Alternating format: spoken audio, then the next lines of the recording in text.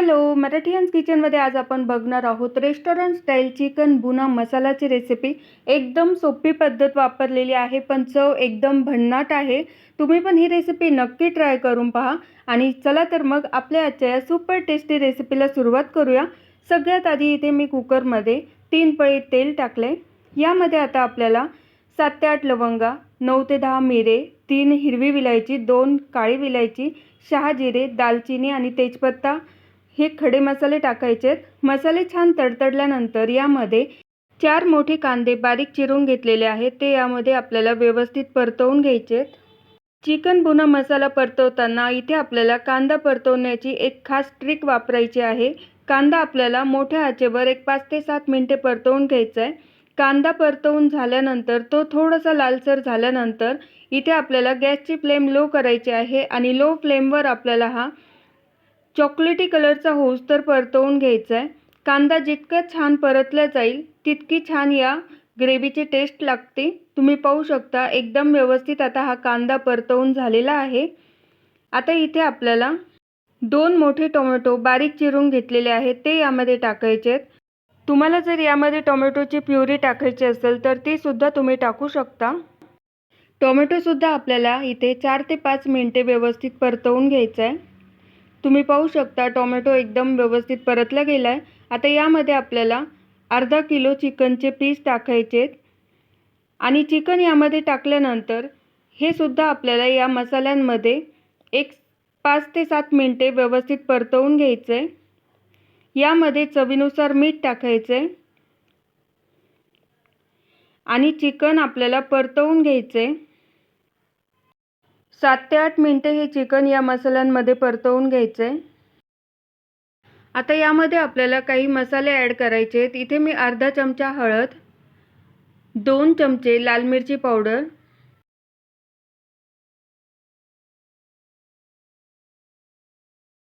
2 चमचे यामध्ये धना पावडर टाकायची आहे आणि 1 चमचा आपल्याला इथे यामध्ये घरचा काळा मसाला टाकायचा आहे आणि हे सगळे परत एकदा व्यवस्थित परतवून घ्यायचं आहे। घरचा काळा मसाला नसेल तर तुम्ही यामध्ये चिकन मसाला टाकला तरी चालेल। आता हे परत 3 ते 4 मिनिटे या मसाल्यांमध्ये परतवून घ्यायचं आहे। तुम्ही पाहू शकता चिकन आता या मसाल्यांमध्ये एकदम व्यवस्थित परतवून झालेलं आहे। आता यामध्ये आपल्याला अर्धी वाटी फ्रेश दही टाकायचं आहे। दही आपल्याला विकतचंच टाकायचं आहे, म्हणजे ते जास्त आंबटही नसतं आणि जास्त गोडही नसतं, मध्यम असतं। आणि दही टाकताना गॅसची फ्लेम लो ठेवायची आहे।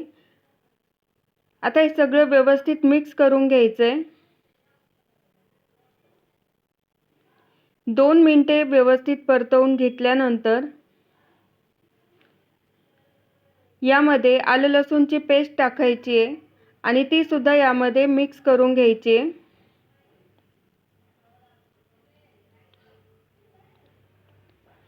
चिकन आता इथे छान परतवून झालेलं आहे। यामध्ये बारीक चिरलेली कोथिंबीर टाकायची आहे आणि अर्धी वाटी पाणी टाकायचं आहे।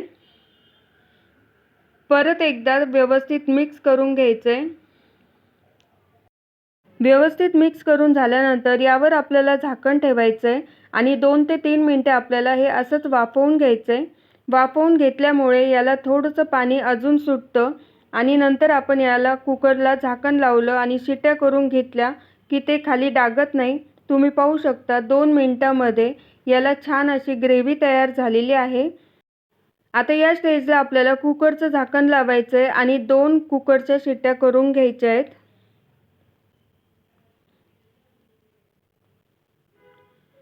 इथे मी कुकरच्या शिट्या करून घेतल्या आहेत आणि तुम्ही पाहू शकता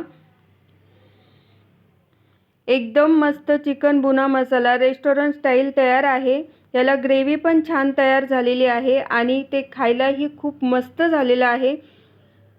तुम्ही पण याच पद्धतीने चिकन बुना मसाला नक्की ट्राय करा। एकदम सुपर टेस्टी रेसिपी आहे आणि तुम्हाला जर हा व्हिडिओ आवडला असेल तर लाईक करा, शेअर करा आणि मराठीयन्स किचन चॅनलला सबस्क्राईब करा।